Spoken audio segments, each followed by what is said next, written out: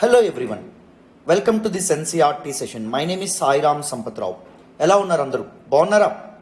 So ఈ particular session నుంచి మనం 11th NCERT art and culture text book and introduction to Indian art, ఈ text book అంతా డీటెయిల్డ్గా వర్డ్ టు వర్డ్ కంప్లీట్ చేయబోతున్నాం. ఇప్పటి వరకు మనం 6th నుంచి 10th క్లాస్ వరకు ప్రతి చాప్టర్ని డీటెయిల్డ్గా ఇన్ డెప్త్ ఒక్క పదం కూడా మిస్ అవ్వకుండా చక్కగా చెప్పుకోవడం అనేటటువంటిది జరిగింది, అవునా? సో ఏన్షియంట్ ఇండియన్ హిస్టరీలోని, మిడివల్ ఇండియన్ హిస్టరీలోని, మోడర్న్ ఇండియన్ హిస్టరీలోని ఒక అద్భుతమైనటువంటి ఘట్టాలు ఏవైతే ఉంటాయో వాటి గురించి మాట్లాడుకున్నాం. వరల్డ్ హిస్టరీని కూడా కాంప్రహెన్సివ్గా డీటెయిల్డ్గా చాలా చక్కగా మనం ఇప్పటి వరకు డిస్కస్ చేయడం అనేటటువంటిది జరిగింది. And I have been receiving wonderful reviews from all of you. Thank you very much for all the love and all the support so far. అయితే మన ఎగ్జామ్కి ఆర్ట్ అండ్ కల్చర్ యొక్క ఇంపార్టెన్స్ ఎంత ఉందో మీ అందరికీ తెలుసు.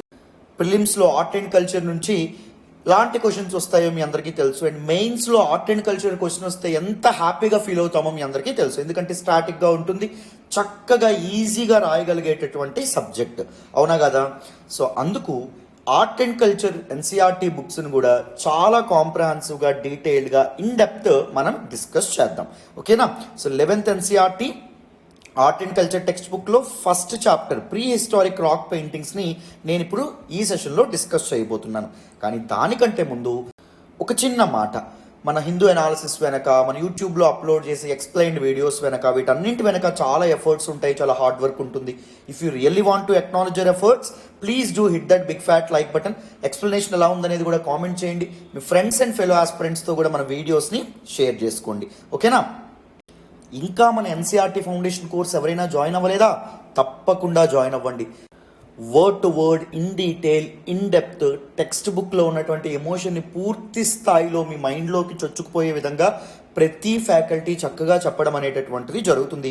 యూట్యూబ్లో చాలా NCERT foundation course videos upload చేసాం, డెమో వీడియోస్. మీరు అన్నీ చూడండి. మీకు నిజంగా ఈ కోర్స్ వల్ల ఉపయోగం ఉంటుంది, చక్కగా చెప్తున్నారు అనిపిస్తేనే మన కోర్సులో అయితే మీరు జాయిన్ అవ్వండి, ఓకేనా? నన్ను నమ్మి జాయిన్ అవ్వండి. మీ బేసిక్స్ అయితే చాలా స్ట్రాంగ్ అవుతాయి. ప్రతి రిఫరెన్స్ బుక్ మీకు చాలా ఈజీగా అర్థమైపోతుంది after completing this particular course, ఓకేనా? రైట్. మరి సో మన కోర్సెస్ గురించి చిన్న అనౌన్స్మెంట్స్ చేసుకుని వెంటనే మనం ఈ పర్టిక్యులర్ వీడియోలోకి వెళ్ళిపోదాం. వినాలి నాన్న. సో ఈరోజు మన సెషన్ స్టార్ట్ చేసే ముందు ఒక చిన్న అనౌన్స్మెంట్ అండి. అనౌన్స్మెంట్ కంటే ముందు let me congratulate all the students who have already taken this UPSC NCERT foundation course.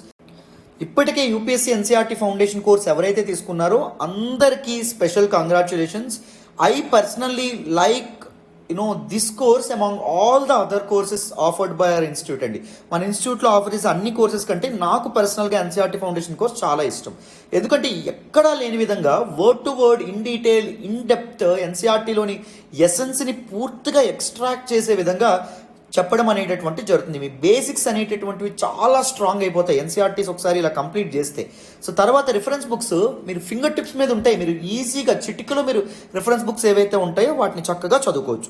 NCERTs me full బేసిక్స్ని కంప్లీట్గా క్లియర్ చేయడం అనేటటువంటిది జరుగుతాయండి. సో చాలా హెల్ప్ చేస్తాయి మీకు.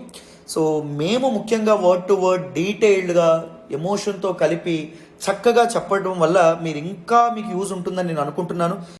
సో ఎవరైతే ఇంకా మన యూపీఎస్సీ ఎన్సీఆర్టీ ఫౌండేషన్ కోర్సులో జాయిన్ అవ్వలేదు, అసలు లేట్ చేయమాకండమ్మా. ఆలస్యం అమృతం విషం అంటాము. సో చక్కగా వీలైనంత త్వరగా జాయిన్ అయ్యేటటువంటి ప్రయత్నం చేయండి అమ్మా. ఫీజు కేవలం 15,000 రూపాయలు. 15,000 రూపాయలు కూడా ఒకసారి కట్టక్కర్లేదు, 3 ఇన్స్టాల్మెంట్లో 5,000 చొప్పున మీరు చక్కగా కట్టుకోవచ్చు. సో ఏప్రిల్ 1వ తారీఖు నుంచి ఫీజు 20,000 రూపాయలు అవుతుంది. సో ఈలోపే జాయిన్ అయ్యేటటువంటి ప్రయత్నం చేయండి. మీ బేసిక్స్ చాలా స్ట్రాంగ్ అవుతాయి. నన్ను నమ్మి జాయిన్ అవ్వండి. మీ నమ్మకం అయితే ఒమ్ము కాదు. లైఫ్ టైం వ్యాలిడిటీ వస్తుంది ఈ కోర్స్ పైన కూడా. మన ఇన్స్టిట్యూట్లో ఆఫర్ చేసే అన్ని కోర్సెస్ లాగానే సో మీకు ఉద్యోగం వచ్చేంత వరకు మీకు ఈ కోర్స్కి యాక్సెస్ అనేటటువంటిది ఉంటుంది.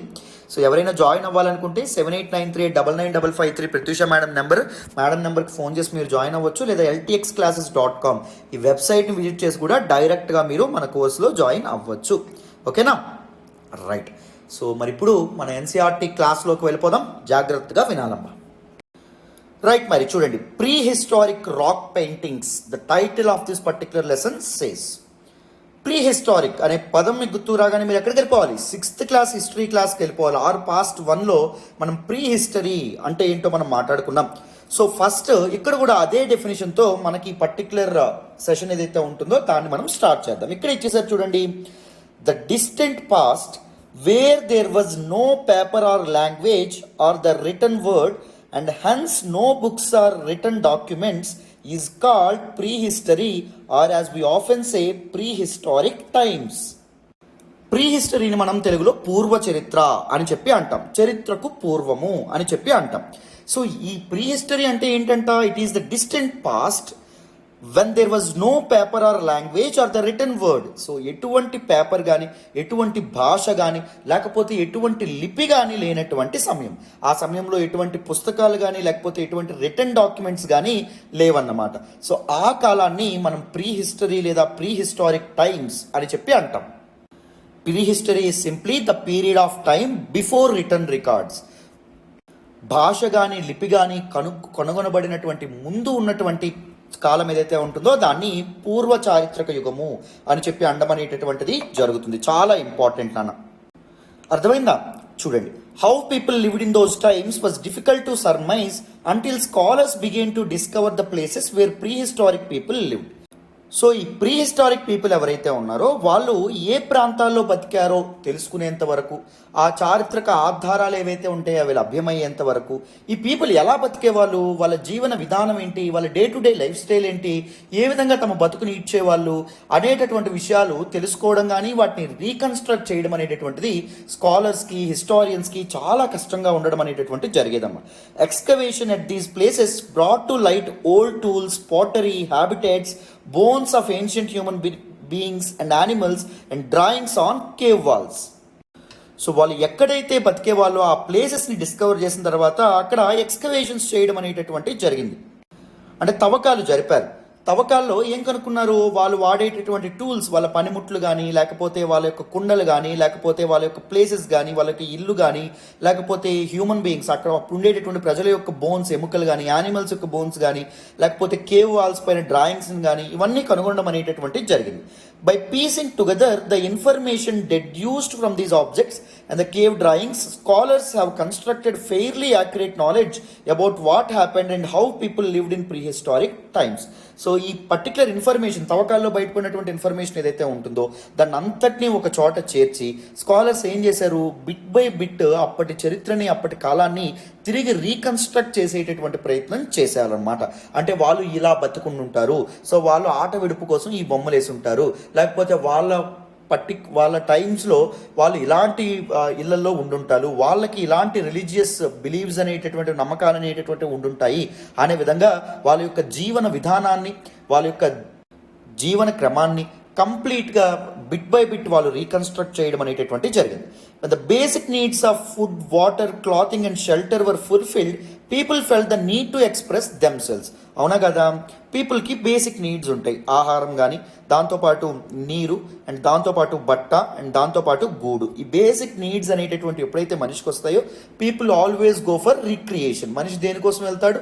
ఎంటర్టైన్మెంట్ కోసం ఉండడం అనేటటువంటిది జరుగుతుంది. People always want to express themselves through their art forms, right? So అదే జరిగింది. Painting and drawing were the oldest art forms practised by human beings to express themselves. People వాళ్ళ యొక్క మనసులో ఉన్నటువంటి విషయాలు కానీ, లేకపోతే వాళ్ళ ఎమోషన్స్ కానీ, లేకపోతే వాళ్ళ భావాల్ని కానీ వ్యక్తీకరించడానికి ఆర్ట్ అనేటటువంటిది, కళని ఒక సాధనంగా వాడుకుంటారు ప్రజలు. అవునా కాదా? సో ఎప్పుడైతే దీస్ బేసిక్ నీడ్స్ అనేటటువంటివి ఫుల్ఫిల్ అవుతాయో people always went into these art forms. What are those oldest art forms ఇక్కడ మెన్షన్ చేసినాయి? పెయింటింగ్ అండ్ దాంతోపాటు drawing. Using the cave walls as their canvas. So cave walls ఏవైతే ఉంటాయో వాటిని ఒక ప్లాట్ఫామ్గా పెట్టుకొని ఈ కేవ్ వాల్స్, ఈ వాళ్ళు ఉండేటటువంటి గుహల యొక్క గోడలు ఏవైతే ఉంటాయో వాటి మీద అందమైనటువంటి బొమ్మలు ఏవైతే ఉంటాయో వేసేవాళ్ళు, పెయింటింగ్స్ అనేటటువంటివి కూడా వేసేవాళ్ళు అన్నమాట. అర్థమైందా? అది మనకి ఇక్కడ చెప్తున్నారు. Why did prehistoric people draw these pictures? ఈ ప్రీ హిస్టారిక్ పీపుల్ ఈ పిక్చర్స్ని ఎందుకు డ్రా చేస్తున్నారు? They may have drawn and painted to make their shelters more colourful and beautiful, or to keep a visual record of their day to day life, like some of us who maintain a diary.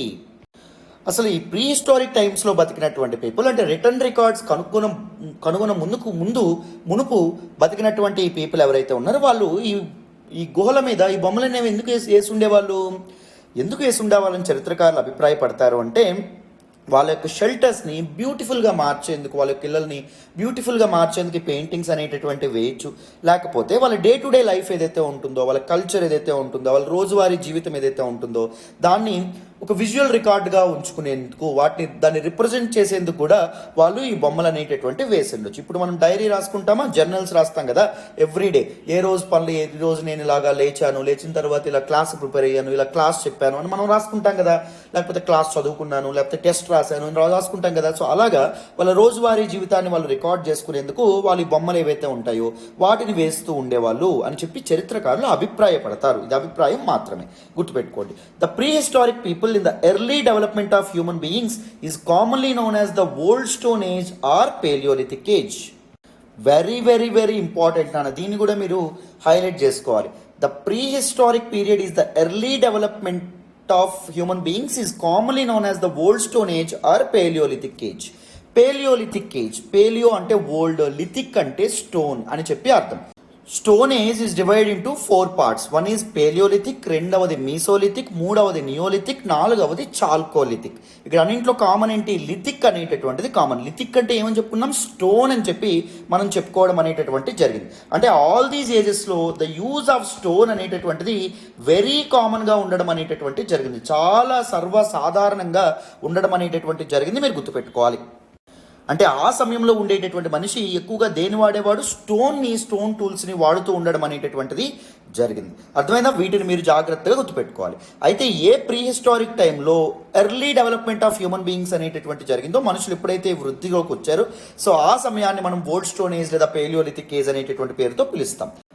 Pre historic paintings have been found in many parts of the world. So ఈ ప్రపంచంలో చాలా ప్రాంతాల్లో ఈ prehistoric paintings ఏవైతే ఉన్నాయో అవి లభ్యమవ్వడం అనేటటువంటి జరిగింది.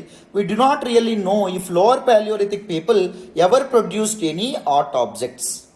చూడండి, ఇక్కడ మనం ఇంకొక విషయాన్ని గుర్తుపెట్టుకోవాలి. నేను ఆల్రెడీ చెప్పుకున్నాము. ఏం చెప్పుకున్నాము చూడండి, ఇక్కడ రాస్తూ చెప్తాను. స్టోన్ ఏజ్ ఏదైతే ఉంటుందో, stone age is divided into 4 parts. ఒకటవది ఏంటి, పేలియోలిథిక్ ఏజ్. రెండవది ఏంటమ్మా, మీసోలిథిక్ ఏజ్. మూడవది ఏంటమ్మా, నియోలిథిక్. 4వది ఏంటమ్మా, చాల్కోలిథిక్. మనం చెప్పుకున్నామా లేదా? Palaeolithic age further divide into 3 parts అండి. ఏంటండి అవి? లోవర్ పేలియోలిథిక్, మిడిల్ పేలియోలిథిక్ లేదా అప్పర్ పేలియోలిథిక్. మూడవది ఏంటి, అప్పర్ పేలియోలిథిక్.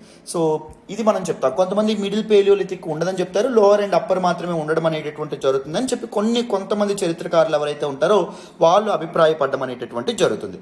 సో ఈ పెయింటింగ్ అనేటటువంటిది లోవర్ పాలియోలిథిక్ పీరియడ్లో ఉందా లేదా అని చెప్పి చరిత్రకారులకు సరిగ్గా తెలియదు. చరిత్రకారులు ఏమి అభిప్రాయపడతారంటే, but by the upper paleolithic times we see a proliferation of artistic activities.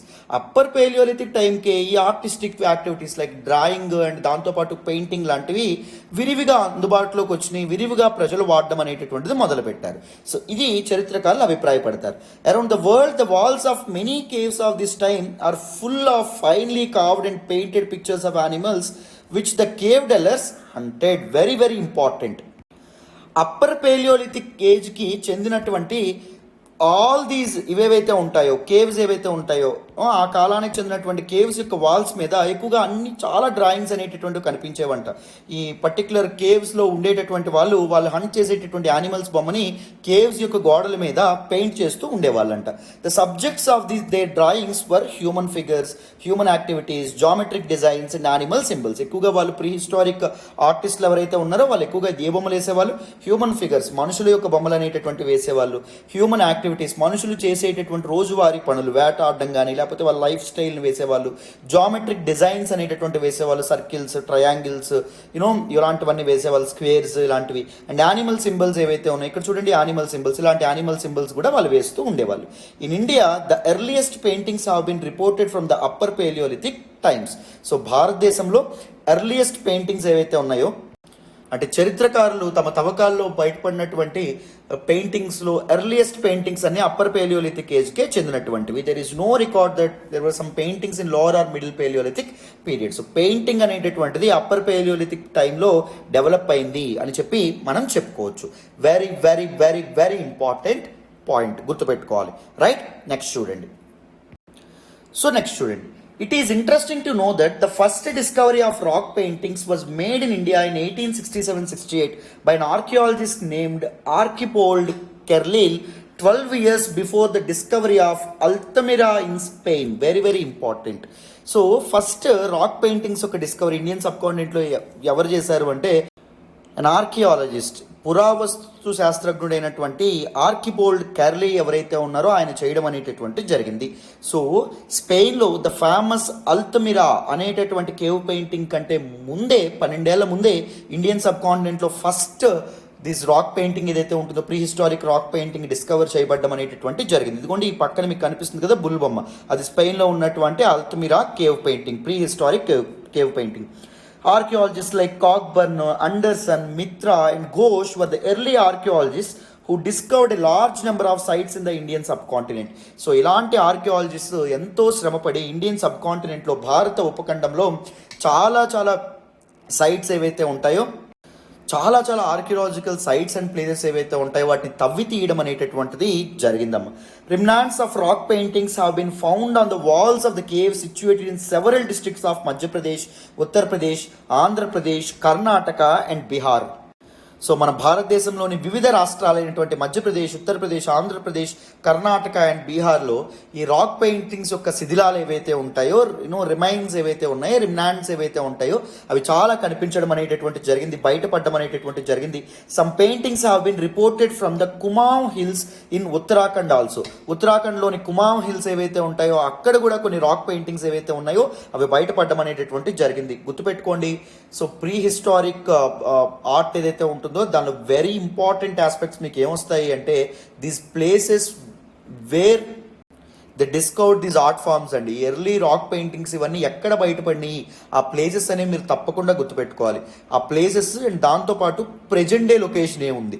Suppose Kumaon hills ఏదైతే ఉంటుందో it is well known for అని చెప్పి అంటారు, it is well known for rock paintings. లేకపోతే it is in present day ఎక్కడ ఉంది అంటారు, ఉత్తరాఖండ్లో ఉండడం అనేటటువంటి జరిగింది. Very very important. సో ఇలాంటి పాయింట్స్ మీరు నోట్ చేసుకోవాలి. The rock shelters on banks of the river Suyal at Lakhudiyar about 20 kilometers on the Almora బెరిచైనా road bear these prehistoric paintings.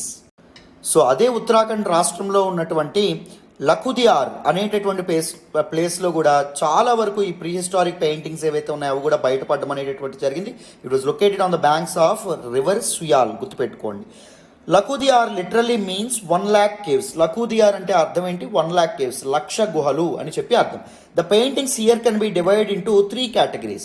లకుదియార్లో బయటపడినటువంటి పెయింటింగ్స్ని మనం 3 categoriesగా డివైడ్ చేయొచ్చు. ఒకటి మ్యాన్, ఒక సబ్జెక్ట్ మ్యాటర్ ఏంటి మ్యాన్.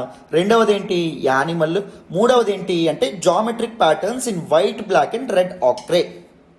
చూడండి 3 categories. ఒకటి మనిషి యొక్క బొమ్మలు వేసేవాళ్ళు కేవ్స్ మీద, యానిమల్స్ యొక్క బొమ్మలు వేసేవాళ్ళు, అండ్ దాంతోపాటు జామెట్రిక్ ప్యాటర్న్స్ అంటే సర్కిల్స్, ట్రయాంగిల్స్, స్క్వేర్స్, రెక్టాంగిల్స్ వీటిని కూడా వేసేవాళ్ళు. వైట్ కలర్లో, బ్లాక్ కలర్లో. రెడ్ ఆక్రే అంటే ఎర్రమన్ను అని చెప్పి అర్థం. ఈ ఎర్రమన్నుతో కూడా వేసేవాళ్ళు. ఇక్కడ మీకు చూడండి ఇక్కడ ఆక్రే మీకు కనిపిస్తూ ఉంటుంది, ఎర్రమన్నుతో ఎలా గీసారో. రైట్, అలా ఉండేదన్నమాట. Humans are represented in stick like forms. హ్యూమన్స్ని ఎలా రిప్రజెంట్ చేసేవాళ్ళు? ఒక స్టిక్ లాగా, ఒక కర్రలాగా రిప్రజెంట్ చేయడం అనేటటువంటి జరిగేది. A long snouted animal, a fox and multiple legged lizard are the main animal motifs. So animal figures ఎక్కువగా ఏమేసేవాళ్ళు? ఏ లాంగ్ స్నౌట్, పెద్ద ముక్కున్నటువంటి ఒక యానిమల్, అండ్ దాంతోపాటు ఒక నక్క, లేకపోతే మల్టిపుల్ లెగ్డ్ లిజార్డ్, చాలా ఎక్కువ లెగ్స్ ఉన్నటువంటి లిజార్డ్స్ ఏవైతే ఉంటాయో వాటిని వేస్తూ ఉండడం అనేటటువంటిది జరిగేదమ్మా. అర్థమైందా? నెక్స్ట్ చూడండి. Wavy lines, rectangle filled geometric designs and groups of dots can also be seen here. దాంతోపాటు వేవ్స్గా ఉండేటటువంటి లైన్స్ ఇలాగా, అండ్ దాంతోపాటు రెక్టాంగిల్ ఫిల్డ్ జామెట్రిక్ డిజైన్స్, ఇదిగోండి ఇలా రెక్టాంగిల్స్తో ఉండేటటువంటి జామెట్రిక్ డిజైన్స్, అండ్ దాంతోపాటు గ్రూప్స్ ఆఫ్ డాట్స్ ఏవైతే ఉన్నాయో చుక్కలు ఏవైతే ఉంటాయి, చుక్కల ముగ్గులు లాంటివి కూడా వేసేవాళ్ళు. One of the interesting scenes depicted here is of hand link dancing human figures. So one of the interesting scenes అనేటటువంటివి ఇక్కడ ఏది రిప్రజెంట్ చేశారు అంటే, ఒక చెయ్యి వేరే చేతితో పట్టుకుని ఒక డ్యాన్స్ వేస్తున్నటువంటి దీస్ హ్యూమన్ ఫిగర్స్ బొమ్మ ఏదైతే ఉంటుందో అది కూడా కనిపించడం అనేటటువంటి జరిగింది. సో మీరు ఇప్పుడు సపోజ్ గిరిజన ప్రాంతాలకు వెళ్తే ఇలాంటి డ్యాన్స్ ఫామ్స్ ఏవైతే ఉంటాయో వాటిని మీరు చూడొచ్చు, రైట్. సో అలాంటి బొమ్మలనే వేసేవాళ్ళు. What is are all depicting animals వాళ్ళు అలా వేశారు అంటే, they might use to hunt these animals. ఆ యానిమల్స్ వాళ్ళు హంట్ చేసేవాళ్ళేమో, లేకపోతే ఆ యానిమల్స్ మీట్ అనేది వాళ్ళకి చాలా ఇష్టంగా ఉండేదేమో, అర్థమైందా?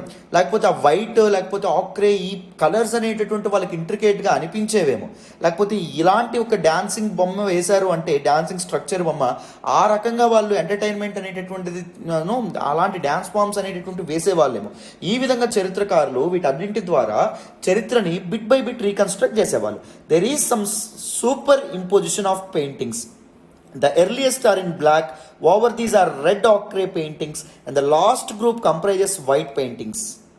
సో పెయింటింగ్ వేసేటప్పుడు కలర్ ఒకదాని మీద ఒకటి వేసేవాళ్ళంట. ఫస్ట్ అన్నింటికంటే కింద బ్లాక్ వేసేవాళ్ళు, బ్లాక్ మీద ఏం వేసేవాళ్ళు, ఈ ఎర్రమను రెడ్ ఆక్రే పెయింటింగ్ అనేటటువంటిది వేసేవాళ్ళు. దాని మీద ఏం వేసేవాళ్ళు, వైట్ ఏదైతే ఉంటుందో వైట్ అనేటటువంటిది, వైట్ కలర్ అనేటటువంటిది వేసేవాళ్ళు. From Kashmir 2 slabs with engravings have been reported. So కాశ్మీర్లో ఎంగ్రేవింగ్స్ బయటపడడం అనేటటువంటి జరిగింది. ఎంగ్రేవింగ్స్ అంటే ఏంటి, ఇక్కడ మనకు వాల్ మీద పెయింటింగ్ అనేటటువంటి చేస్తారా. ఎంగ్రేవింగ్స్ అంటే ఏంటంటే చెక్కడం ద్వారా చేసినటువంటి ఒక ఆర్ట్ ఫామ్ అనమాట. సపోజ్ ఒక వుడ్ ఏదైతే ఉంటుందో వుడ్ని ఎంగ్రేవ్ చేయడం ద్వారా, చెక్కడం ద్వారా ఒక ఆర్ట్ ఫామ్ అనేటటువంటి చేశారనుకోండి, దాన్ని మనం ఎంగ్రేవింగ్ అంటాం. లేకపోతే ఇక్కడ రాయి ఉంది, ఒక హార్డ్ సర్ఫేస్ని మనం చెక్కడం ద్వారా ఏదైనా ఆర్ట్ ఫామ్ అనేటటువంటి తీసుకొస్తే దాని నుంచి దాన్ని ఎంగ్రేవింగ్ అని చెప్పి అంటాం. సో కాశ్మీర్లో మనకి పెయింటింగ్ కాకుండా ఎంగ్రేవింగ్స్ అనేవి బయటపడినాయి. The granite rocks of Karnataka and Andhra Pradesh provided suitable canvases to the Neolithic man for his paintings. So Neolithic period లో ఈ కర్ణాటక, ఆంధ్రప్రదేశ్ యొక్క గ్రానైట్ రాక్స్ గుహలు ఏవైతే ఉంటాయో వాటి మీద వీళ్ళు పెయింటింగ్స్ వేసేవాళ్ళంట, నియోలిథిక్ పీపుల్ ఎవరైతే ఉన్నారో వాళ్ళు. There are several such sites, but more famous among them are Kupgal, and దాంతోపాటు పిక్లీ హాల్, అండ్ దాంతోపాటు టెక్కల్ కోట. సో నియోలిథిక్ సైట్స్లో మోస్ట్ ఇంపార్టెంట్ సైట్స్ చెప్తున్నారు చూడండి, కూప్గల్లు ఒకటి, పిక్లీ హాల్, అండ్ దాంతోపాటు తెక్కల్ కోట. ఈ 3 కర్ణాటకలో ఉండడం అనేటటువంటి జరిగింది. ఈ 3 నియోలిథిక్ సైట్స్ అమ్మ, వెరీ వెరీ వెరీ ఇంపార్టెంట్. దేనికి దానికి కరెక్ట్గా రాసుకోవాలి. Of course I will show map also, లాస్ట్లో మ్యాప్ చూపించి పేలియోలిథిక్ సైట్స్ ఏంటి, మిసోలిథిక్ సైట్స్ ఏంటి, నియోలిథిక్ సైట్స్ ఏంటి, చాల్కోలిథిక్ సైట్స్ ఏంటి, ఇవన్నీ కూడా నేను చెప్తాను. అండ్ మనం అవర్ పాస్ట్ 1లో కూడా మనం ఈ సైట్స్ గురించి మనం మాట్లాడుకోవడం అనేటటువంటి జరిగింది, రైట్. సో వీటిని కలిపి అప్పుడు నోట్స్ దేనిలో అయితే రాసుకున్నారో ఇప్పటిది కూడా మీరు దానిలోనే రాసుకునేటటువంటి ప్రయత్నం చేయాలి, గుర్తుపెట్టుకోండి. 3 types of paintings have been reported from here. So కర్ణాటకలో ఉన్నటువంటి ఫేమస్ సైట్స్లో 3 types of paintings కనిపించినాయి. పెయింటింగ్స్ ఇన్ వైట్ కలర్లో, పెయింటింగ్స్ ఇన్ రెడ్ ఆక్రే, ఎర్రమన్ను ఏదైతే ఉంటుందో దాంతో, ఓవర్ ఏ వైట్ బ్యాక్గ్రౌండ్ పైన, and paintings in red ochre, కేవలం రెడ్ ఆక్రే ఎర్రమన్నుతో వేసినటువంటి పెయింటింగ్స్. ఈ విధంగా ఒకప్పుడు కనిపించడం అనేటటువంటి జరిగేదంటమ్మా. ఓకేనా, నెక్స్ట్ చూడండి. ఇక్కడ పెయింటింగ్స్ ఏవైతే ఉన్నాయో వాటిని మీరు చూడొచ్చు, చాలా important. Hand link dancing figures, Lakhudiyar ఉత్తరాఖండ్లోని లఖుదియార్ ప్రాంతంలో. లఖుదియార్ అంటే ఏం చెప్పుకున్నాం, 1 lakh caves అని చెప్పుకున్నాం. ఇక్కడ చూడండి హ్యాండ్స్ లింక్ అవ్వడం అనేటటువంటి జరుగుతుంది. ఈ విధమైనటువంటి డ్యాన్స్ ఫామ్ని అక్కడ కేవ్స్ యొక్క వాల్స్ మీద వేసేవాళ్ళు. ఇక్కడ చూడండి వేవీ లైన్స్ ఏవైతే ఉన్నాయో వేవీ లైన్స్ వేయడం అనేది జరిగింది. లఖుదియార్ ఉత్తరాఖండ్లో లఖుదియార్. ఇక్కడ ఫాక్స్ లైక్ యానిమల్ కూడా మీరు ఇక్కడ గమనించవచ్చు, అర్థమైందా. ఈ విధంగా ఇప్పుడు మన గిరిజన ప్రాంతాల్లో పూరి గుడిసెలు ఏవైతే ఉంటాయో వాటి యొక్క వాల్స్ మీద కూడా ఇలాంటి జామెట్రిక్ ప్యాటర్న్స్, వేవీ లైన్స్ ఇవన్నీ వేస్తూ ఉంటారు, అవునా కదా, రైట్. సో మనం ఇప్పుడు ఒకవేళ అప్పటి కాలాలని మనం చదవాలి అంటే దోస్ పీపుల్ ప్రీ హిస్టారిక్ టైంలో పీపుల్ ఎలా బతకాలని చదవాలి అంటే వాళ్ళకి దగ్గరగా ప్రెజెంట్ టైమ్స్లో బతుకుతున్నటువంటి ఆదివాసీలు, గిరిజన ప్రాంత ప్రజలు ఎవరైతే ఉంటారో వాళ్ళని చదవడం ద్వారా ఈజీగా అప్పటి యొక్క లైఫ్ స్టైల్ని మనం ఈజీగా అర్థం చేసుకోవచ్చు. సో అందుకే ఆంథ్రపాలజిస్టులు ఎవరైతే ఉన్నారో, హ్యూమన్ బీయింగ్స్ యొక్క కల్చర్ వీటన్నింటి గురించి చదువుకునేటటువంటి ఆంథ్రపాలజిస్టులు ఎవరైతే ఉన్నారో వాళ్ళు ఎక్కువగా ఎవరిని చదువుతారు, ఈ గిరిజన ప్రాంతాలకు వెళ్ళి ఈ ఆదివాసీలు ఎవరైతే ఉన్నారో వాళ్ళ యొక్క జీవితాలు, వాళ్ళ యొక్క మ్యారేజెస్, వాళ్ళ యొక్క సంబంధ బాంధవ్యాలు వీటన్నింటినీ అధ్యయనం చేయడం చేస్తారన్నమాట, అర్థమైందా, right. So this is all about this particular page. Next page చూడండి. And these paintings belong to the late historical, early historical లేదా నియోలిథిక్ పీరియడ్కి చెందినటువంటి, అంటే మనం రిటర్న్ ఫార్మ్స్ ఏవైతే ఉన్నాయో, రైటింగ్ ఏదైతే ఉంటుందో అది అప్పుడప్పుడే స్టార్ట్ అవుతున్నటువంటి టైంకి సంబంధించినటువంటి paintings. The subjects depicted are bulls. ఎక్కువగా పెయింటింగ్స్లో ఏ బొమ్మలు వేసేవాళ్ళు, బుల్స్ ఏవైతే ఉంటాయో వాటిని, ఎద్దుల్ని, ఎలిఫెంట్స్ని, అండ్ దాంతోపాటు సంభార్స్, అండ్ దాంతోపాటు gazelles, sheep, goats, horses, and stylized humans, tridents, but rarely vegetal motifs. చూడండి, ఎక్కువగా కేవ్ వాల్స్ మీద ఏ బొమ్మలు వేసేవాళ్ళు, bulls, elephants, sambars, gazelles, sheep, goats, horses ఇలాంటి యానిమల్స్ బొమ్మలు, అండ్ హ్యూమన్స్ బొమ్మలు, ట్రిడెంట్స్ అంటే త్రిశూలాలు, అండ్ దాంతోపాటు సమ్ వెజిటల్ మోటివ్స్ అంటే మనకి చీరల మీద కనిపించేటటువంటి ఇంట్రికేట్ పెయింటింగ్స్ అనేటటువంటి ఉంటాయి, ఎంబ్రాయిడరీ లాంటివి చాలా దగ్గరగా ఉండడం అనేటటువంటి జరుగుతుంది. ఇస్లామిక్ ఇవేవైతే ఉంటాయో వాటి మీద కనిపించేటటువంటి ఇస్లామిక్ మాస్క్స్, మసీదులు ఏవైతే ఉంటాయో వాటి గోడల మీద కూడా ఇవి కనిపించడం అనేటటువంటి జరుగుతుంది. చాలా తక్కువ, అంత స్కిల్తో వేసినటువంటి సందర్భాలు చాలా తక్కువ. బట్ ఎక్కువగా యానిమల్స్ అండ్ దాంతోపాటు దీస్ వెరీ వేగ్ పెయింటింగ్స్ ఏవైతే ఉన్నాయో అవి మాత్రం ఎక్కువగా వేసేవాళ్ళు అనమాట. అర్థమైందా? చూడండి. But the richest paintings are reported from the Vindhya ranges of Madhya Pradesh and there కైమరిన్ extensions in to Uttar Pradesh. కానీ రిచెస్ట్ పెయింటింగ్స్ అంటే హై స్కిల్ ఉన్నటువంటి పెయింటింగ్స్ మాత్రం ఎక్కడంటే ఎక్కువగా కనిపించాయి, మధ్యప్రదేశ్లోని వింధ్యా రేంజెస్ ఏవైతే ఉంటాయో, వింధ్యా పర్వతాల మధ్య అక్కడ ఉండేటటువంటి రాక్ కేవ్స్లో కనిపించడం అనేటటువంటి జరుగుతుంది. అండ్ ఉత్తరప్రదేశ్లో ఉన్నటువంటి కైమూర్ రేంజ్ ఏదైతే ఉంటుందో, హిల్స్ ఏవైతే ఉన్నాయో అక్కడ కూడా రిచ్ పెయింటింగ్స్ అనేటటువంటివి కనిపించినాయి. This hill ranges are full of paleolithic and mesolithic remains. So hill రేంజెస్లో ఎక్కువగా పేలియోలిథిక్ టైమ్స్లో, మీసోలిథిక్ టైమ్స్లో వేసినటువంటి డ్రాయింగ్స్ అండ్ పెయింటింగ్స్ యొక్క రిమైన్స్, శిథిలాలు ఏవైతే ఉన్నాయో కనిపించడం అనేది జరిగింది. And they are also full of forests, wild plants, fruits, streams and creeks. That's a perfect place for Stone Age people to live. And దాంతోపాటు ఈ ప్రాంతాలు ఏవైతే ఉన్నాయో అక్కడ అటవీ సంపద ఎక్కువగా ఉండేది, wild plants, fruits and streams, సెలయేర్లు, అండ్ దాంతోపాటు క్రీక్స్, అండ్ దాంతోపాటు other important rich wildlife కూడా ఉండడం అనేటటువంటి జరిగింది. సో దానివల్ల ఈ స్టోన్ ఏజ్ పీపుల్ ఎవరైతే ఉన్నారో అక్కడ తలదాచుకుంటూ అక్కడ వాళ్ళు ఉండడానికి సరైనటువంటి ప్రాంతం, అనువైన ప్రాంతంగా ఆ ప్రాంతం ఉండేది. సో వాళ్ళు వాళ్ళకి రిచ్ ఫుడ్ కానీ, లేకపోతే షెల్టర్ కానీ, లేకపోతే ఎప్పుడైతే ఈ వాటర్ కానీ దొరికిందో, సో లేజర్ టైంలో ఏం చేస్తారు, ఈ ఆర్ట్ వైపు వెళ్ళడం అనేటటువంటిది జరిగింది అనమాట. ఎక్కువగా ఇలాంటి బొమ్మలు వేసేవాళ్ళు. Among these, the largest and most spectacular rock shelter is located in the Vindhya Hills at Bhimbetka in Madhya Pradesh. గుర్తుందా? పాస్ట్ 1లో మనం ఆల్రెడీ మాట్లాడుకున్నాం. మధ్యప్రదేశ్లోని బింబెట్కా కేవ్స్లో ఉన్నటువంటి రాక్ పెయింటింగ్స్ ఏవైతే ఉన్నాయో, they are one of the spectacular rock paintings, one of the very important and very famous rock paintings, and they are recognised as UNESCO world heritage site as well. UNESCO వారి ప్రపంచ వారసత్వ సంపదగా కూడా అవి పరిగణింపబడ్డం అనేటటువంటి జరిగింది. Bhimbetka is located 45 kilometres south of Bhopal in an area of 10 square kilometres, having about 800 rock shelters, 500 of which bear paintings. Very important. చూడండి, బింబెట్కా ఎక్కడ ఉంది? మధ్యప్రదేశ్లోని భోపాల్కి దగ్గరగా ఉండడం అనేటటువంటి జరిగింది. అండ్ 10 స్క్వేర్ కిలోమీటర్స్ దూరంలో 800 రాక్ షెల్టర్స్ అనేవి ఉన్నాయండి. 800 రాక్ షెల్టర్స్లో 500 రాక్ షెల్టర్స్లో పెయింటింగ్స్ అనేటటువంటి ప్రీ హిస్టారిక్ పెయింటింగ్స్ ఏవైతే ఉంటాయో అవి మనకు కనిపించడం అనేటటువంటిది జరిగింది. Right. So UNESCO world heritage site Bhimbetka which is in Madhya Pradesh, గుర్తుపెట్టుకోవాలి. The caves of Bhimbetka were discovered in 1957-58 by eminent archaeologist VS వకాన్కర్ and later on many more were discovered. 1957-58 ప్రాంతంలో పురావస్తు శాస్త్రజ్ఞుడైనటువంటి విఎస్ వకాన్కర్ అనేటటువంటి వ్యక్తి వీటిని బయటపెట్టడం అనేది జరిగింది, కనుక్కోవడం అనేటటువంటిది జరిగింది. దాని తర్వాత బింబెట్కా కేవ్స్ చుట్టుపక్కల ఉండేటటువంటి రాక్ కేవ్స్లో కూడా ఈ పెయింటింగ్స్ ఏవైతే ఉన్నాయో అవి ఈయన కనుక్కున్నారు. Wakankar spend several years in surveying these inaccessible hills and jungles to study these paintings. So ఇవి కాకులు దూరని కారడవండి, అడుగు పెట్టడం కూడా చాలా కష్టం. సో వెళ్ళలేనటువంటి పక్షంలో కూడా ఆయన చాలా కష్టపడి ఏం చేయడం అనేటటువంటి జరిగింది, జంగిల్స్, ఈ ఫారెస్ట్ ఏవైతే ఉంటాయో వాటిని స్టడీ చేయడం అనేటటువంటి జరిగింది. చాలా సంవత్సరాల కాలం పాటు వీటిని సర్వే చేసి చివరికి ఏం చేయడం అనేటటువంటి జరిగింది అంటే దీస్ ఎక్స్కవేషన్స్ ఏవైతే ఉన్నాయో వాటిని కనుక్కున్నారు. The themes of paintings found here are of great variety, ranging from mundane events of daily life in those times to sacred and royal images.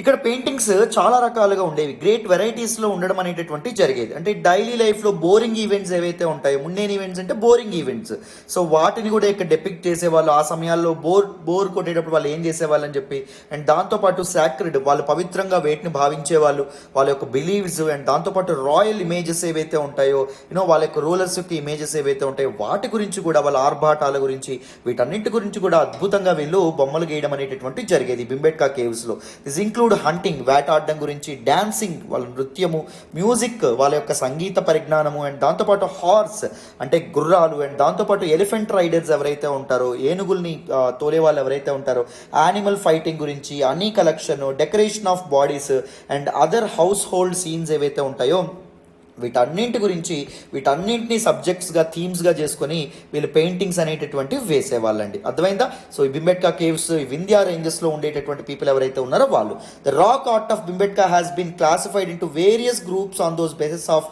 Style, technique and superimposition. So ఈ Bhimbetka rock పెయింటింగ్స్ని మనం various గ్రూప్స్గా classify చేయొచ్చు base on the style, అవి ఏ స్టైల్లో వేయబడ్డాయి, technique ఎలాంటిది వాడారు, అండ్ సూపర్ ఇంపోజిషన్ అంటే ఏ కలర్ తర్వాత ఏ కలర్ రావడం అనేటటువంటిది జరిగింది.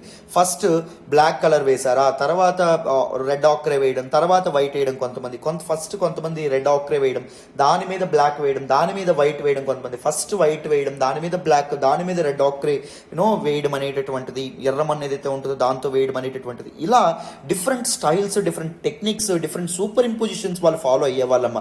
The drawings and paintings can be categorized into 7 historical periods. ఈ డ్రాయింగ్స్ అండ్ పెయింటింగ్స్ ఏవైతే ఒక కాలానివా అంటే కాదు, 7 హిస్టారికల్ పీరియడ్స్కి చెందినటువంటివి.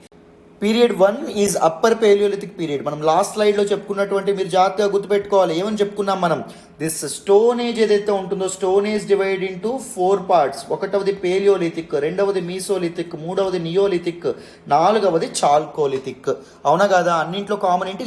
లిథిక్ అంటే ఏంటి? స్టోన్. పేలియో అంటే ఓల్డ్, పాత అని అర్థం, రైట్? మీసో అంటే మధ్య అని అర్థం, అండ్ నియో అంటే కొత్త అని అర్థం, చాల్కో అంటే కాపర్ అని అర్థం. సో చాల్కోలిథిక్ పీరియడ్లోనే కాపర్ మనిషి వాడడం అనేటటువంటిది మొదలుపెట్టాడు. ఇవన్నీ నేను ఎందుకు మళ్ళీ రిపీట్ చేయట్లేదంటే, మనం ఆల్రెడీ 6th NCERTలో ఇవన్నీ మనం మాట్లాడుకోవడం అనేటటువంటిది జరిగింది, రైట్? సో చాల్కో, కాపర్ అనేటటువంటిది వాడడం మొదలుపెట్టిన humans never abandon the use of stones. That is the reason why it is called chalcolithic period.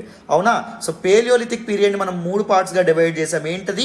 Lower palaeolithic, middle palaeolithic, upper palaeolithic. Painting అనేది ఎప్పుడు వచ్చిందని చెప్పుకున్నాం?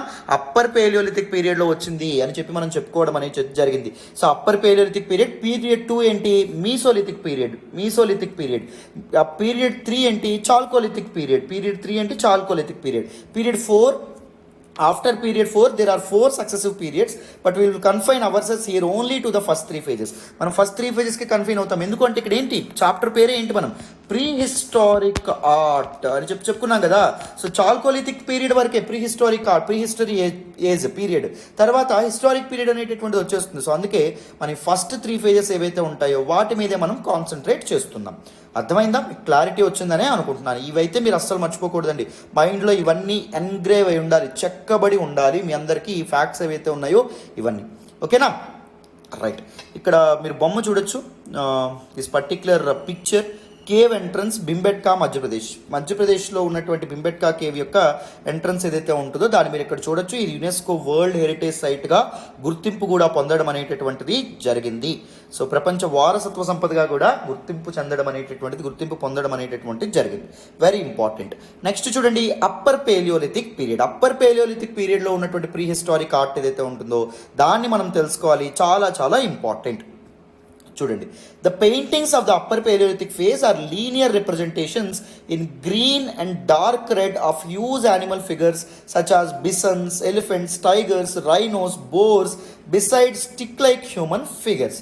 సో అప్పర్ పేలియోలిథిక్ ఫేజ్కి చెందినటువంటి పెయింటింగ్స్ లీనియర్ రిప్రజెంటేషన్స్, ప్రతి వేగ్గా ఉండేవి, అంత స్కిల్ఫుల్ డ్రాయింగ్స్ అనేటటువంటివి ఉండేవి కాదు. ఏ కలర్లో ఉండేవంట? గ్రీన్ కలర్ కోసం వాళ్ళు ఏం వాడేవాళ్ళు? గ్రీన్ లీవ్స్ ఏవైతే ఉంటాయో వాటి ద్వారా గ్రీన్ కలర్ని ప్రొడ్యూస్ చేసేవాళ్ళు. డార్క్ రెడ్ దేని ద్వారా వచ్చేది, ఆక్రే అంటే మన్ను ఏదైతే ఉంటుందో ఎర్రమన్నుతో తయారు చేసేవాళ్ళు, right. And huge animal figures ఏవైతే ఉంటాయి, యానిమల్ ఫిగర్స్ అని వాడేవాళ్ళు, అంటే బిసన్స్, ఎలిఫెంట్స్, టైగర్స్, వీటన్నింటి బొమ్మలు అనేటటువంటి వేసేవాళ్ళు. అండ్ స్టిక్ లైక్ హ్యూమన్స్, ఇక్కడ చూడండి జస్ట్ లైక్ స్టిక్ ఉంటుంది హ్యూమన్స్. సో ఇలాంటి బొమ్మలు ఏవైతే ఉంటాయో అవి కూడా వేయడం అనేటటువంటిది జరిగింది. few are wash paintings but mostly they are filled with geometric patterns. కొన్ని మాత్రమే వాష్ పెయింటింగ్స్గా ఉండడం అనేటటువంటిది జరిగింది. అంటే ఈ రంగులు ఏవైతే ఉంటాయో ఈ రంగుల్ని నీటిలో కలిపి ఏం చేసేవాళ్ళు, ఇంకుగా మార్చి వాటితో ఒక పెయింటింగ్ స్టిక్ ఏదైతే ఉంటుందో దాంతో చెట్టు కొమ్మలు వీటిని పెయింటింగ్ స్టిక్స్గా వాడేవాళ్ళు. వాటితో బొమ్మలు ఏవైతే ఉంటాయో అవి గీయడం అనేటటువంటిది జరిగేది. బట్ అవి కూడా ఎక్కువగా దేన్ని వేసేవాళ్ళు, జామెట్రిక్ ప్యాటర్న్స్ మాత్రమే వేయడం అనేటటువంటిది జరిగింది అప్పర్ పేలియోలిథిక్ పీరియడ్ ఏదైతే ఉంటుందో ఆ సమయంలో. ఇక్కడ మీకు కనిపిస్తున్నాయి అనుకుంటున్నాను వైల్డ్ ఎలిఫెంట్ ఏదైతే ఉంటుందో ఎలిఫెంట్, ఇక్కడ బిసన్ మీద ఉండేటటువంటి ఒక రూలర్ లైక్ పర్సన్ ఎవరైతే ఉంటారో ఆయన్ని కూడా మీరు ఇక్కడ గమనించవచ్చు. సో ఇలాంటి పెయింటింగ్స్ ఏవైతే ఉంటాయో అవి వేసేవాళ్ళు. చూడండి వెనక ఏం వేసేవాళ్ళు, ఆక్రే ఏదైతే ఉంటుందో అది వేసి దాని మీద వైట్ కలర్తో పెయింటింగ్స్ అనేటటువంటి వేసేవాళ్ళు. It is one kind of superimposition. Where is another kind of సూపర్ ఇంపోజిషన్లో బ్లాక్ కలర్ అనేటటువంటిది వేసేసి మొత్తం బ్లాక్ మీద ఏం వేసేవాళ్ళు, వైట్ వేయడం కానీ, లేకపోతే బ్లాక్ మీద ఇది బొమ్మ ఏదైతే ఉంటుందో దాన్ని రెడ్ ఆక్రే ఎర్రమన్నుతో వేయడం కానీ ఇలాంటివి చేసేవాళ్ళు అనమాట. అర్థమైందా? అది మనం డీటెయిలింగ్ కూడా మనం గమనించవచ్చు. డిఫరెంట్ స్టైల్స్లో బొమ్మలు అనేటటువంటివి అద్భుతమైనటువంటి పెయింటింగ్స్ అనేటటువంటివి వేసేవాళ్ళు. ఓకేనా? నెక్స్ట్ చూడండి the green paintings are of dancers and the red ones are of hunters. So డాన్సర్స్ని గీయడానికి ఏం పెయింటింగ్స్ వాడేవాళ్ళు, ఏ కలర్ వాడేవాళ్ళు, గ్రీన్ కలర్. హంటర్స్ని గీయడానికి రెడ్ కలర్ ఏదైతే ఉంటుందో అది వాడుతూ ఉండడం అనేటటువంటి జరిగేది. ఎప్పుడమ్మా, అప్పర్ పేలియోలిథిక్ ఆర్ట్ ఫామ్స్లో, డ్రాయింగ్స్ అండ్ పెయింటింగ్స్లో. మరి మీసోలిథిక్ పీరియడ్, లిథిక్ అంటే స్టోను, మీసో అంటే మిడిల్ అని చెప్పుకున్నాం. ఆ టైంలో ఆర్ట్ అనేటటువంటిది ఎలా డెవలప్ అయిందో మనం చూద్దాం, వినండి.